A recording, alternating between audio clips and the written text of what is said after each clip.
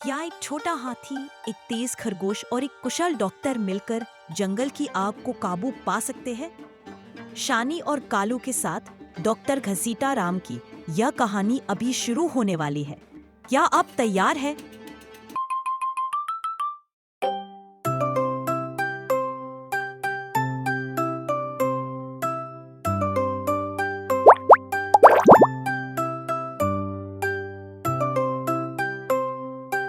जंगल के हरे दिल पर सूरज धीरे धीरे निकल रहा था।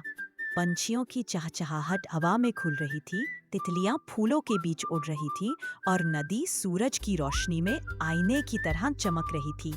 नदी के किनारे एक छोटा सा गोल मटोल हाथी खेल रहा था। उसका नाम था शानी। वह अपनी सूंड से पानी छिड़कता, हंसता और खुशी से पानी में उछलता। उसके पास ही उसका दोस्त कालू, एक चालाक और फुर्तीला सफेद खरगोश, छलांगे मारता घूम रहा था। कालू हंसकर बोला, अरे शानी, तुम एक दिन पूरा दरिया ही खाली कर दोगे। शानी हंसते हुए बोला, तो फिर हम बारिश से भर देंगे। दोनों खिलखिलाने लगे। लेकिन जंगल के एक कोने में एक खतरा धीरे धीरे जाग रहा था। हल्की सी जलने की गंध हवा में घुलने लगी। कालू ने अपनी नाक सूंघी। शानी, तुम्हें भी कोई अजीब सी गंध आ रही है? शानी ने पानी फेंकना बंद किया और सूंड उठाकर हवा में सूंघा। हाँ, ये कैसी गंध है? पेड़ों के ऊपर आसमान में धुएं की पतली लकीर उठ रही थी। अचानक एक तोता उड़ता हुआ चिल्लाया, आग!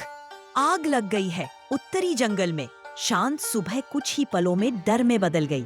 पंछी उड़ने लगे, बंदर डाल से डाल कूदने लगे और हर तरफ जानवरों की चीख पुकार गूंजने लगी। लपटे सूखे पत्तों को चाटने लगी। कालू घबरा कर बोला, हमें यहाँ से भागना चाहिए। लेकिन शानी वही खड़ा रहा। उसकी बड़ी आंखों में चिंता थी। अगर हम भाग गए तो छोटे जानवरों को कौन बचाएगा? कालू ने इधर उधर देखा। कई छोटे जानवर धुएं और टहनियों में फंसे हुए थे। शानी ने तुरंत कहा, मैं नदी से पानी लाता हूँ। वह दौड़ा, सूंड में जितना हो सका पानी भरा और जाकर जलती घास पर फेंक दिया। श्श! भाप उठी। वह बार बार ऐसा करता रहा, पानी भरना, दौड़ना, आग पर डालना। छोटा सा हाथी अब जंगल का हीरो बन चुका था। इधर कालू अपनी तेजी से जानवरों को सुरक्षित रास्ता दिखा रहा था। इधर आओ, इस तरफ, चिल्लाता, और छोटे जानवर उसके पीछे भागते। घंटों तक वे दोनों लड़े, पानी बनाम आग, हिम्मत बनाम डर। आखिरकार आग की लपटें कमजोर पड़ने लगी। धुआं छट गया और जंगल में सन्नाटा छा गया। जब धुआं पूरी तरह खत्म हुआ, शानी ने चारों ओर देखा। पेड़ झुलस चुके थे, जमीन गर्म थी और कुछ जानवर घायल पड़े थे। एक हिरन का बच्चा खांस रहा था। एक चिड़िया का पंख झुलस गया था। कालू उदासी से बोला, हमने आग तो बुझा दी, लेकिन ये बेचारे। शानी ने कहा, हम इन्हें डॉक्टर घसीटा राम के पास ले चलते हैं, वो सबको ठीक कर देंगे। जंगल के बीचों बीच एक छोटी सी झोंपड़ी थी, बांस और पत्तों से बनी हुई। दरवाजे पर लकड़ी का बोर्ड लटक रहा था, जंगल अस्पताल, डॉक्टर घसीटा राम।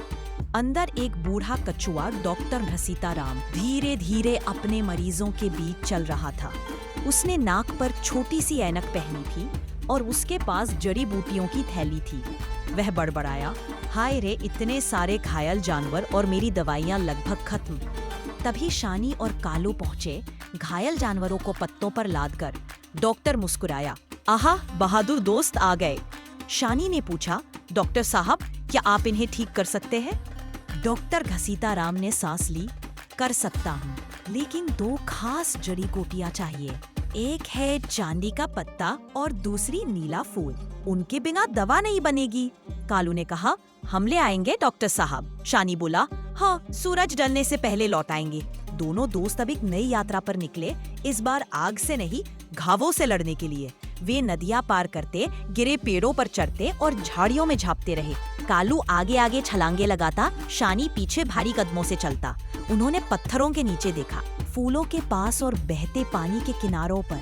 आखिर एक पुराने टीले के पास कालू ने चिल्लाया, शानी देखो वहाँ। हरी झाड़ियों के बीच एक पौधा चमक रहा था, जिसके पत्ते चांदी जैसे चमकदार थे और पास ही नीले रंग का एक नाजुक फूल लहरा रहा था। शानी ने अपनी सूंड से ध्यान से वो दोनों जड़ी बूटियां तोड़ी। मिल गईं, उसने खुशी से कहा। इतने में आसमान पर बादल छा गए, बिजली चमकी, बादल गरजे। कालू मुस्कुराकर बोला, देखो शानी, आसमान भी हमारी मदद कर रहा है। जब वे लौटे, डॉक्टर घसीटाराम इंतजार कर रहे थे।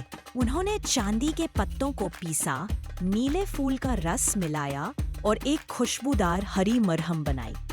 शानी और कालू उनकी मदद करते रहे, पानी लाना, पत्ते बिछाना, घायल जानवरों को संभालना। डॉक्टर ने हर जानवर पर मरहम लगाया। थोड़ी देर में सबके चेहरे शांत हो गए। हिरन का बच्चा उठ बैठा, चिड़िया ने पंख फड़फड़ाए। शानी ने कहा, अब सब सुरक्षित है। डॉक्टर मुस्कुराए, आज तुम दोनों ने जंगल को 2 बार बचाया, एक बार आग से और एक बार दर्द से।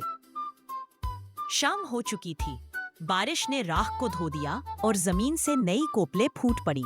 जंगल फिर से जिंदा हो गया। झोंपड़ी के बाहर सब जानवर इकट्ठा हुए। जुगनुओं की रोशनी में माहौल जगमगा रहा था। बूढ़ा उल्लू बोला, आज हम अपने हीरोज का जश्न मनाएंगे। शानी बहादुर, बंदरों ने नारा लगाया।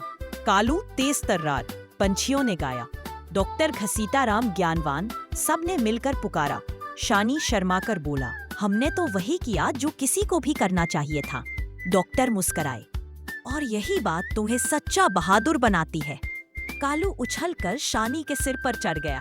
चलो हीरो, अब नाचने का समय है। सब हंसने लगे, नाचने लगे और जंगल में फिर से खुशियां लौट आईं। रात के आसमान में चमकते तारों को देखते हुए शानी ने धीरे से कहा, छोटी सी नेक दिली भी अंधेरे में रोशनी फैला सकती है। सच्ची बहादुरी ताकत में नहीं, बल्कि दूसरों की मदद करने के जज्बे में है।